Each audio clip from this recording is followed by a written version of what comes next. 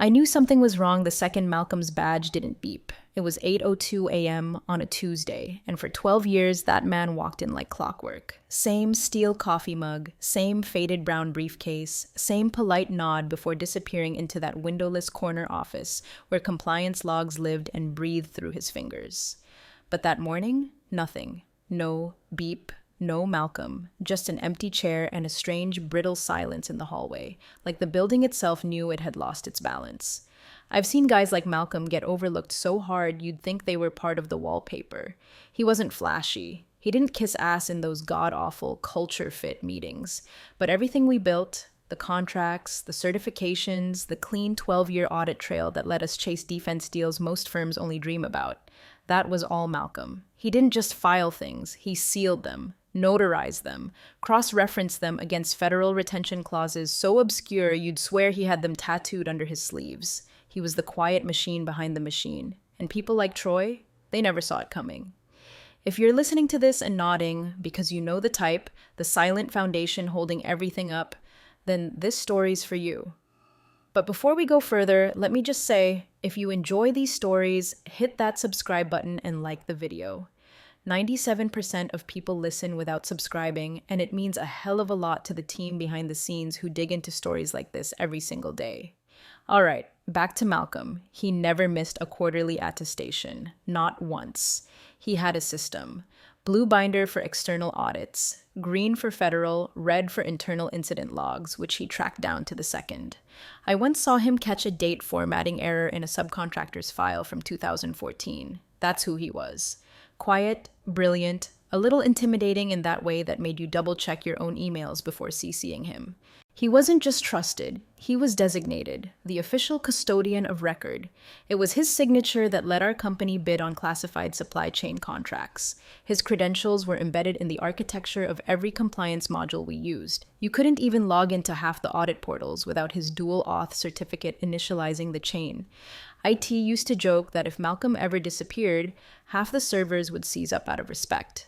But lately, something had changed. The air had shifted. New leadership, younger, louder, all buzzwords and TED Talk confidence. They started talking about flattening silos and modernizing workflows, which, if you've ever worked corporate, you know is code for, we're about to break everything that works because we don't understand it. That's when he arrived. Troy Whitmore. Fresh MBA, shiny shoes, tighter suits, tighter jaw, the CEO's son, of course, dropped into a strategic operations role like a grenade. He paced the halls like he owned oxygen. Talked about disruption, like it was a cure for cancer. And right from the jump, he hated Malcolm. You could feel it, that twitchy, uncomfortable way insecure men react to someone who doesn't flinch when challenged. Malcolm didn't defer, he didn't play the game. He'd just peer over those silver-framed glasses and say something like, "That clause isn't editable unless you plan to rewrite federal contract law." Troy did not like that. The older managers stayed out of it. They respected Malcolm, feared him a little maybe. He was the last guy who knew where everything was buried. Literal cabinets full of documentation crosswalks and version history binders. And Malcolm, he just kept his head down, updated the logs, and didn't miss a single compliance deadline. Ever. It was quiet power, dignified, the kind that doesn't need a spotlight. And that's why Troy couldn't stand him, because no matter how loud he got, he couldn't touch Malcolm's authority. Not without unraveling something sacred, not without consequences, and those consequences were coming for him, fast. The first time I heard Troy speak in a meeting, I thought it was a parody, like someone dared a frat boy to cosplay a LinkedIn influencer. "We're here to disrupt complacency," he said, standing at the head of the conference table with a wireless clicker and a jaw so tight it looked like it hurt to smile. "Legacy roles need to evolve or dissolve." No one laughed, no one clapped, we just stared. Malcolm didn't flinch, didn't blink, just kept flipping through his printout, the one with little sticky tabs in 4 colors and microscopic notes scribbled like footnotes in a legal brief. He didn't look up, which made Troy snap his gaze right to him. "Malcolm," Troy said, faking cheer. "You've been here, like a couple decades?" 12 years, Malcolm replied, still reading. 13 if you count the contract years before the merger. "Right. Incredible," Troy smirked. Well, I think we can all agree it's time to take a fresh look at some of these siloed manual processes, like the document sign offs or the, what do you call it, chain of custody stuff. Malcolm looked up then, calm, even polite, but his eyes were knives. It's still called chain of custody, he said, especially when it involves federal compliance on dual use aerospace components, which ours do. Troy's face twitched. The room was dead quiet, except for one guy awkwardly shuffling his chair, like trying to physically distance himself from the tension. Even I clenched my jaw. Not because Malcolm had embarrassed him, he hadn't. He'd been direct, measured. But that's the problem. Guys like Troy don't want accuracy. They want obedience with a smile. The next day, Troy sent out a mass email announcing his new Efficiency Realignment Initiative. He attached a colorful slide deck with a cartoon rocket ship and phrases like legacy bottlenecks and digital reimagination. His second bullet point was replace redundant roles with scalable solutions. We all knew what he meant. A few days later, Troy tried to access the compliance server. He wanted to pull a metadata trace on subcontractor response times, a report Malcolm manually logged weekly due to system incompatibility. Troy used a generic credential string. The system denied him, twice. That's when Malcolm stepped in. I was there. It was in the open floor planning space. Everyone saw. You're attempting to override a permissions threshold, Malcolm said evenly. That violates protocol. Troy laughed, loud and fake. Come on, it's not Fort Knox. No, Malcolm said. It's more serious. This portal is monitored by DFARS Clause 252, 204, 7012. Every access attempt is time-stamped and reviewed in monthly audits, including unauthorized ones. You're seriously blocking me? I'm protecting the company, Malcolm replied, from audit failure and from you. That last part didn't even sound angry, just final, like a warning sealed in wax. Troy didn't speak, not to him, not in that moment. But his face went pale and that little muscle in his jaw started twitching again. Later that week, people noticed something odd. Troy had taken down the compliance org chart from the shared drive. No announcement, just gone. Malcolm didn't comment. He never chased drama. But we all knew what was happening. Troy wasn't just trying to streamline operations. He was getting ready to erase the only man in the building who could stop him. It happened on a Thursday, the kind of gray-skied Midwest morning that already felt like a bad omen. Troy had called an all-hands meeting for operational evolution priorities, which we all knew meant another slide deck with startup buzzwords and at least one Steve Jobs quote misattributed to Elon Musk. The ops floor was packed. Project managers, compliance leads, even a few engineers dragged in from production. And Malcolm, as always, sat in the back corner with a printed agenda in front of him, pen in hand. Troy started by pointing to the screen behind him. Today's about cutting the fat, he said, pacing like a TED Talk dropout. There are bloated procedures that make no sense in a modern company. We're rewriting the retention protocols for back-end logging, streamlining, trimming what doesn't add value. At first, people just nodded. Nobody wants to be the first to challenge the boss's son. But Malcolm raised his hand, calmly, not confrontational, just a slight lift of two fingers. Yes, Malcolm, Troy said, already annoyed. I reviewed the policy change draft, Malcolm said, his voice clear but soft. You're proposing to purge access logs after 60 days instead of the federally mandated 12 months. That would nullify our Section 800 compliance and flag us during the next defense audit. Some people shifted in their seats. A few looked down at their notepads, hoping to vanish. Troy chuckled. That mandate's outdated. We'll deal with it when it comes. Malcolm shook his head. You don't deal with federal requirements when they come. That's how you lose contracts and licenses.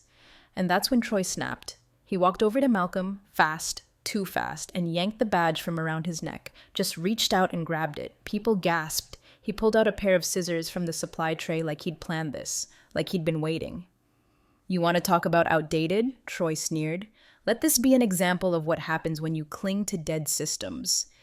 And he cut the lanyard, right there, in front of everyone. The badge hit the floor with a soft plastic smack. No one moved. No one breathed. It felt obscene, like watching someone burn a flag or slap a priest. Even Troy seemed to realize it too late, but his ego had already launched. He looked around for applause that never came.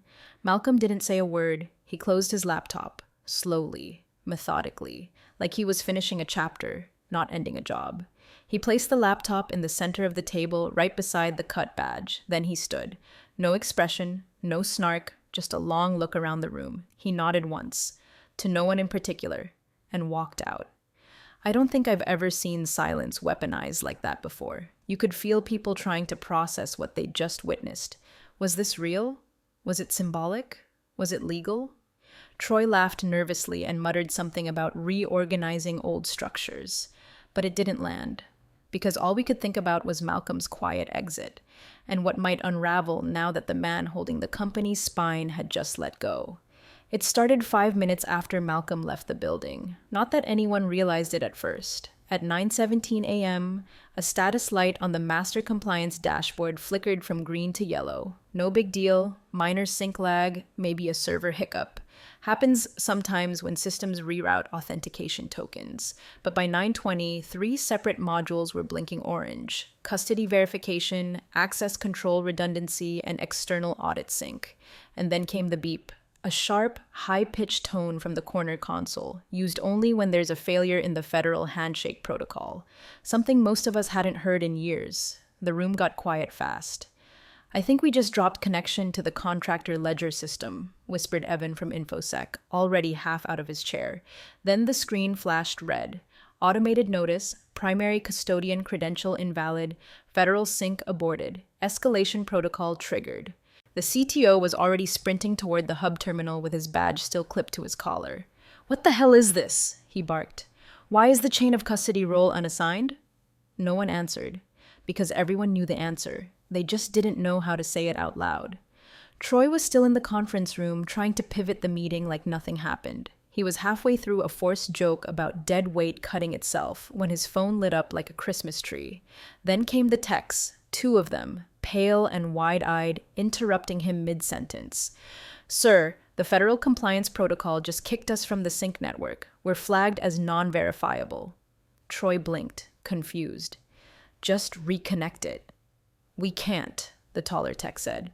"It's automated. The system checks for a registered custodian of record and a continuous credential trail. Malcolm's signature was tied into the continuity certificate. You cut that link." Troy looked like he'd swallowed a mouthful of thumbtacks. "So, reset it, create a new trail." The shorter tech spoke up. "That's not how it works. It's a closed certification. You can't reset without a compliance buffer and recertification audit. That's 6 to 8 months if you're clean." And we weren't clean anymore. Not by a long shot.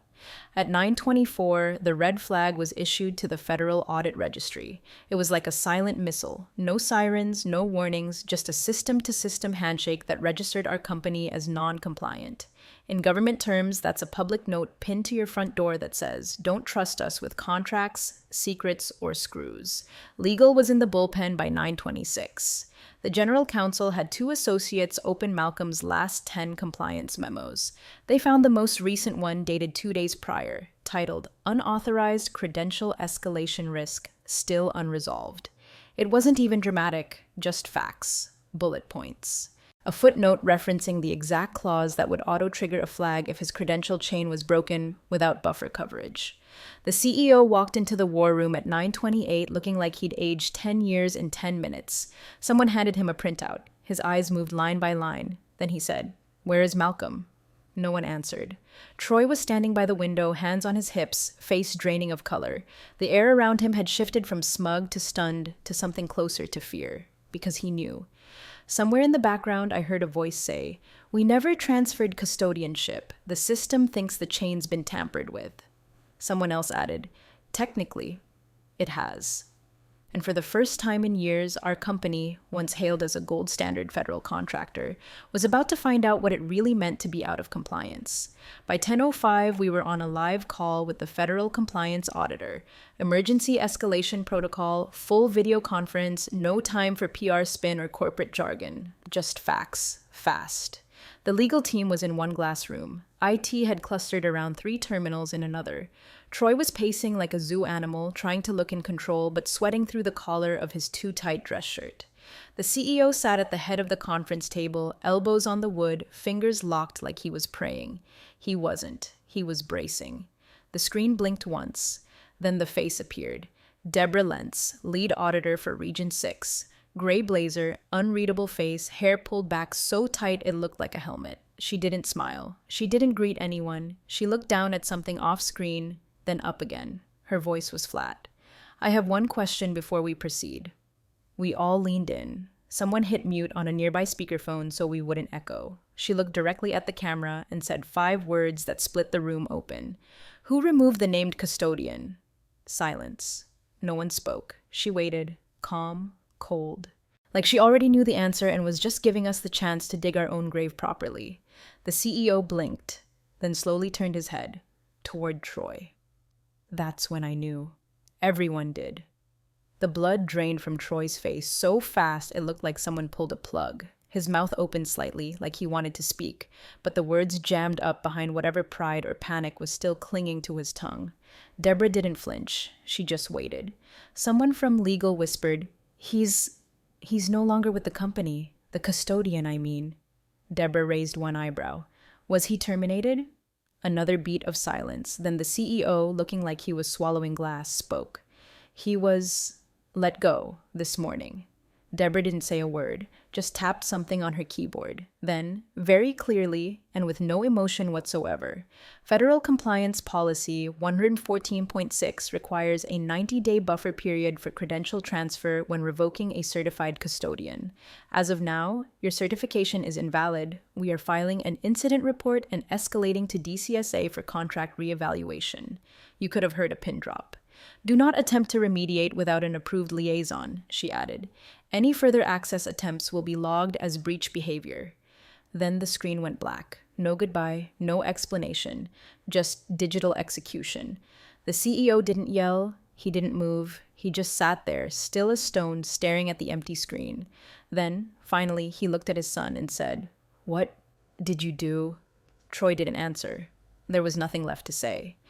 By noon, the board was on a secure call with external counsel, investor relations, and a representative from the Department of Defense, all trying not to sound like they were panicking. But they were. Everyone was. You could feel it in the air, tight, sterile, like hospital oxygen. Every conversation was clipped. People spoke in numbers and acronyms like they were building a bunker out of corporate jargon, hoping it would keep the truth out. It didn't. Legal had already confirmed the worst. Not only was our compliance certification invalidated, but we had 36 active contracts, 12 of them defense adjacent, dependent on that certification's continuity clause. And buried in the original designation file was a clause Malcolm had insisted on adding over a decade ago.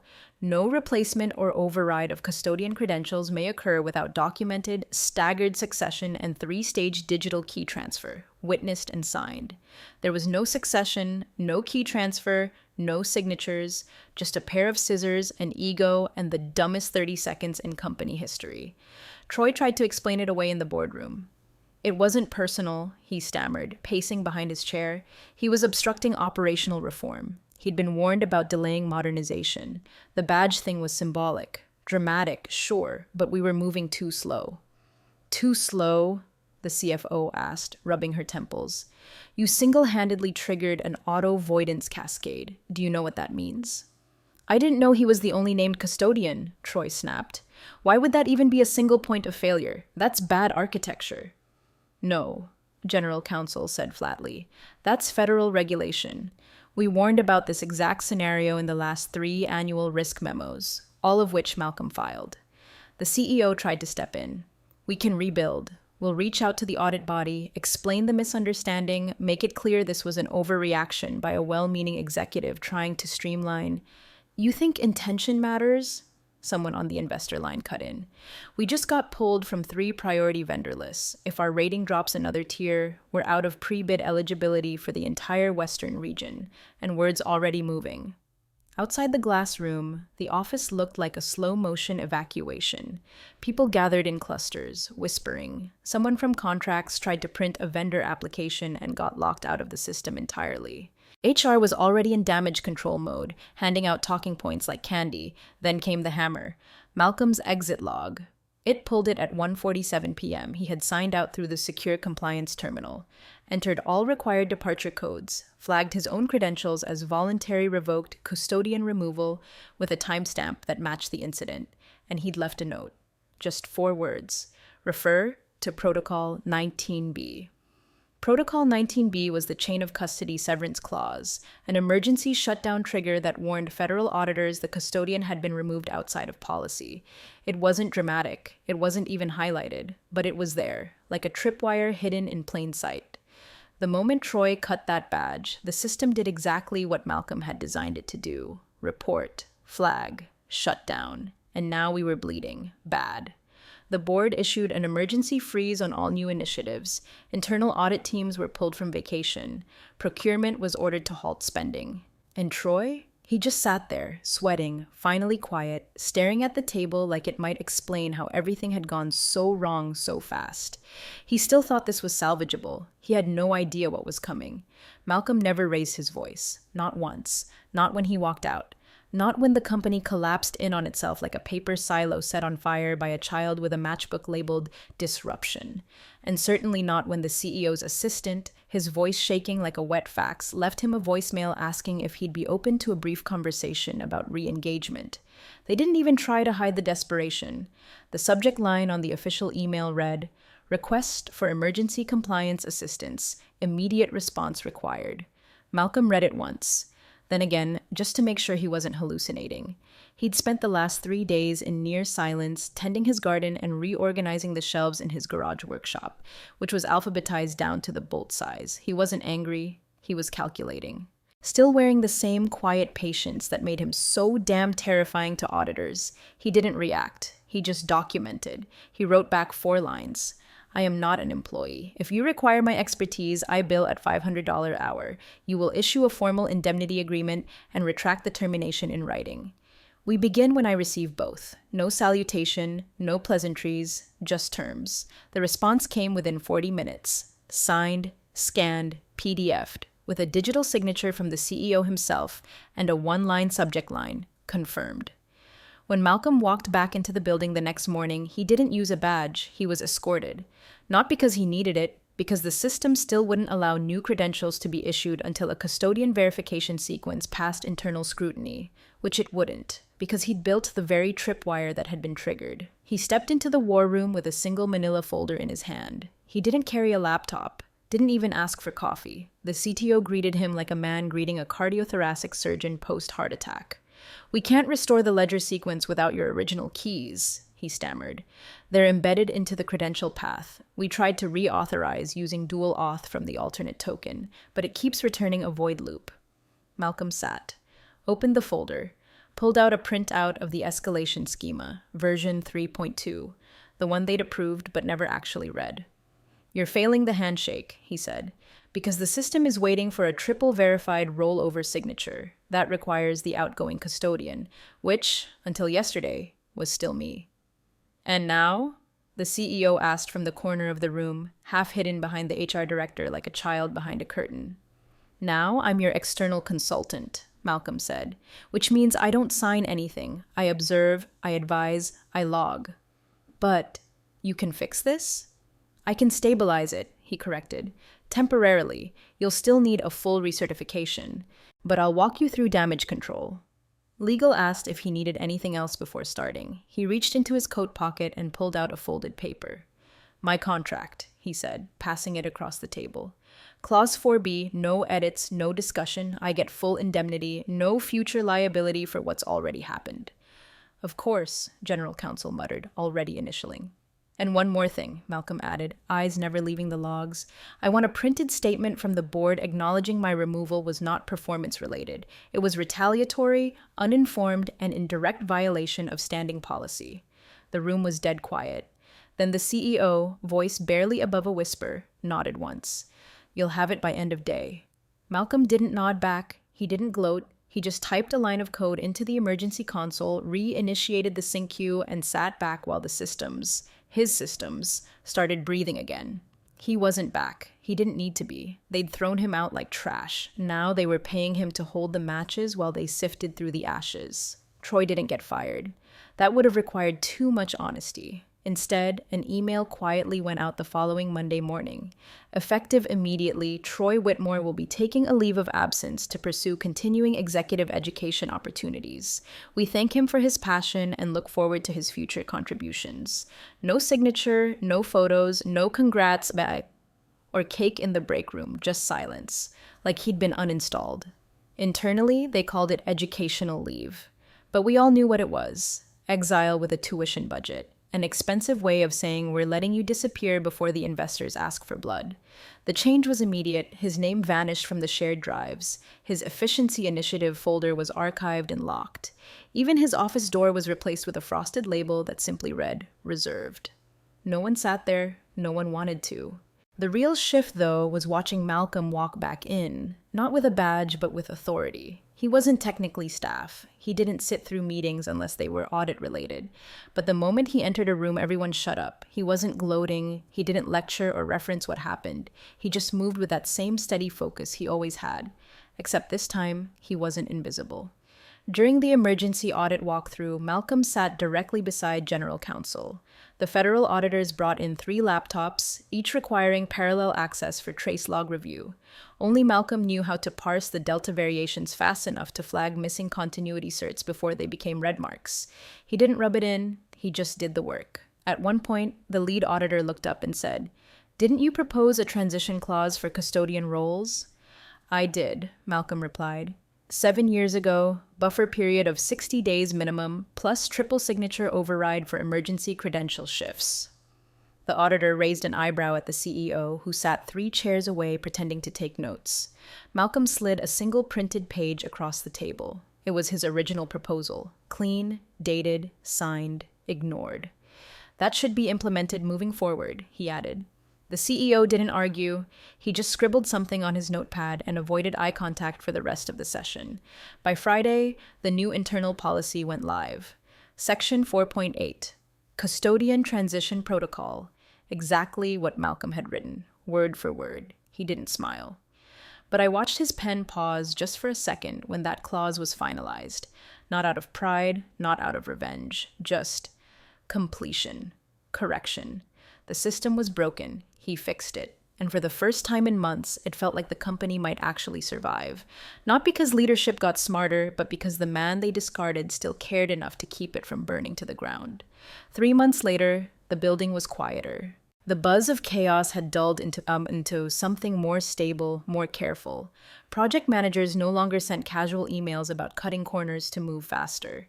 Engineers started asking for compliance reviews before prototyping. Even the fresh hires, still green and full of startup energy, walked a little slower past the glass hallway that led to the compliance wing. And on the wall, just beside the door to the compliance archive vault, was the plaque. Polished steel, brushed finish, simple font. Custodian of Record, 2011 to 2023, Malcolm Reeves. Legacy is what you protect, not what you inherit. There was no ribbon cutting, no announcement, no photo in the internal newsletter, just the plaque, quiet and immovable, like the man himself. People started noticing how often the CEO passed by it. Every Tuesday morning, without fail, he showed up early for the compliance review, not to speak, not to direct, just to sit in the back of the room, taking notes like a man trying to learn the rules of a game he thought he invented. He never looked at the plaque directly. But I saw him once, standing just a little too long near it, alone in the hallway, eyes lingering like maybe he was finally starting to understand what he'd almost destroyed. Troy never came back. He enrolled in some polished executive reinvention program on the West Coast, where he'd post once a week on LinkedIn about leadership, humility, and learning from your early missteps. No one commented, not even his father. Malcolm? He never rejoined the company. He stayed on as a consultant for 6 months, long enough to shepherd the recertification, audit-proof the new succession protocols, and train the next compliance lead, a quiet woman from Denver who reminded everyone of him. Then, without ceremony, he ended his contract and walked away. He didn't need closure, he'd built it. By then, the story had already spread to other firms. Compliance circles whispered about the custodian incident. Recruiters called it a masterclass in procedural design. A federal white paper even cited the incident, anonymously, as a case study on structural risk and the danger of personality-driven authority. But inside our walls, no one said his name lightly, not out of fear, but respect. He was the man who held everything together without asking for credit. He didn't chase power, he became infrastructure. And the last thing I remember him saying, quietly, as he passed that plaque one final time, was this. He wanted to make an example. I became the standard.